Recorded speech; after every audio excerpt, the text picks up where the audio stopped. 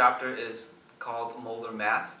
The molar mass, just from the name molar mass, it means the mass in 1 mole of something, right? So for example, if you look back at that example of what 1 mole of sulfur looks like, if you were to weigh that out and get its mass, that will give you the molar mass. The unit is going to be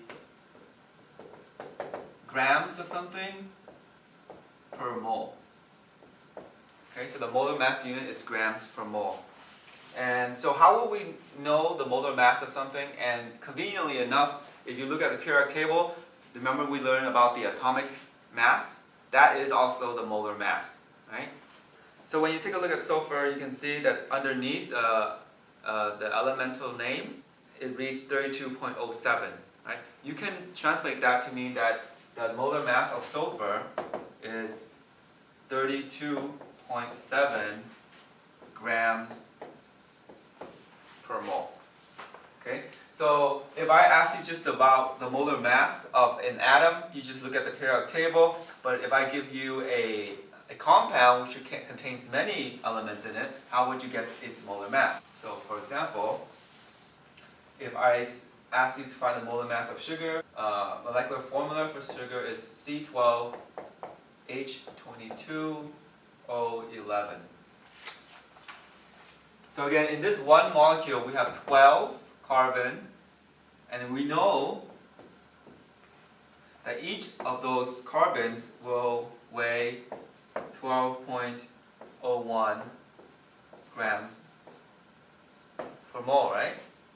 And then we also have 22 hydrogens, and we know that each of these hydrogens will weigh 1.01, or if you want to be more precise, 1.08 grams per mole. How about oxygens? We know we have 11 oxygens, and each oxygen is 16.00 grams per mole. So we need to know the molar mass of this whole thing, which is add up all the individual components, right? So, for example, this will give us 144.12 grams per mole. This is 22.18 grams per mole. This is 176 grams per mole.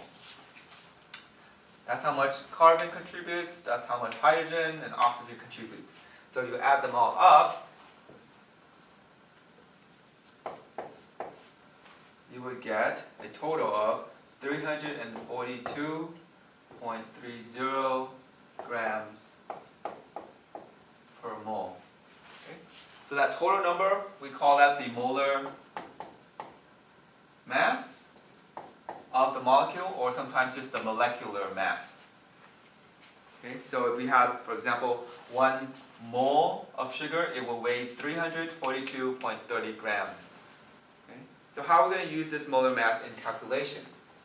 So my example I'm going to give you is if I had 0.750 moles of silver, how many grams of silver is this? Again, I just said that you are given moles and you are asked to give grams, right? So you need to go from units of moles to grams.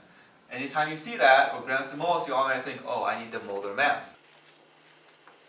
So you go to your periodic table and you look up silver, and silver has a molar mass of 107.8682, but you can just round up to the hundreds, so 87 grams of silver for every 1 mole of silver.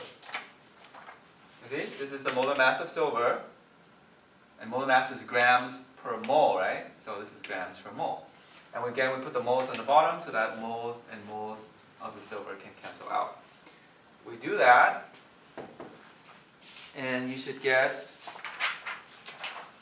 this to be 80.9 grams of silver.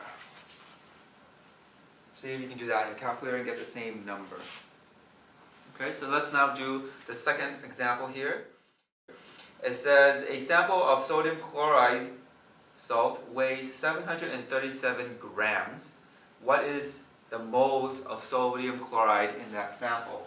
Okay, so again, we need to go from what to what? In this case, we're given grams and asked moles. So we need to go from grams to moles. So we're going to use the molar mass. Since we're going to use the molar mass, you should probably calculate it first. The molar mass of sodium chloride, right? So there's one sodium for every one chloride. Each sodium is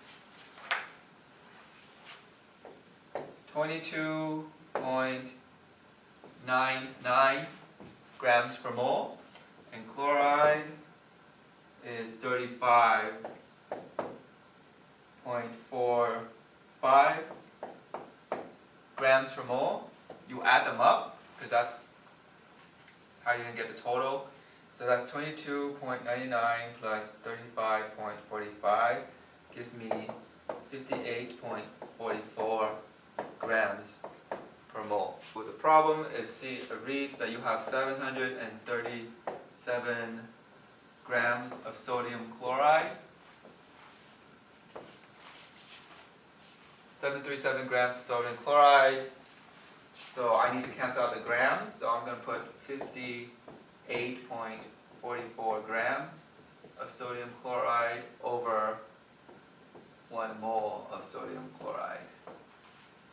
Again, unit analysis says grams and grams cancel out, so we are good to go. So that's 737 times 1 divided by 58.44. And in my calculation, I got 12.6 moles of sodium chloride. Okay, so make sure you also get that. Okay, are you ready for your final check for this part? The question reads, what is the molar mass of calcium hydroxide? Now, the trick to this problem, or any problem that asks you to find the molar mass of something, is that you have to have the correct molar mass. Is that you have to have the correct molecular formula. So calcium hydroxide.